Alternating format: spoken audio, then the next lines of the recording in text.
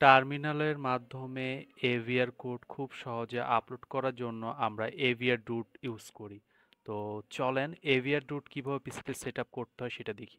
এই ওয়েবসাইট থেকে উইন্ডোজের জন্য এভিআর রুট ফাইলটা ডাউনলোড করে নেবেন, আর ডাউনলোডের লিঙ্কটা আমরা ভিডিও ডিসক্রিপশন বক্সে দিয়ে দেব। ফাইলটি ডাউনলোড হয়ে গেলে আনজিপ করে নিতে হবে। আনজিপ করার শেষে যে লোকেশনে আমাদের ফাইলটা রাখা হয়েছে সেই লোকেশনটাকে কপি করে নিতে হবে।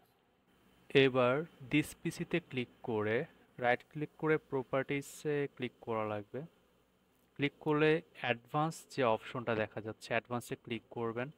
করার পরে এনভায়রনমেন্ট ভেরিয়েবল এখানে ক্লিক করে সিস্টেম ভেরিয়েবল নিচে যে পাথে ক্লিক করবেন, করে একটা নিউ ফাইল নেবেন, নিয়ে এখানে পেস্ট করে দিবেন আপনার কপি ফাইলটা, মানে কপি লোকেশনটা এভিআর রুটের। ওকে, ওকে, সবগুলো ওকে করে দিবেন। একটি টার্মিনাল ওপেন করে এভিআর রুট টার্মিনালে লিখে ইন্টার প্রেস করবেন। যদি কোনো এরর না দেয় এরকম লেখা আসে মানে আপনার এভিআর রুটটি আপনার সিস্টেমে সেট আপ হয়ে গেছে। কংগ্রেচুলেশন। এরকম আরো ইন্টারেস্টিং ভিডিও পেতে আমাদের চ্যানেলটি সাবস্ক্রাইব করুন। Thank you.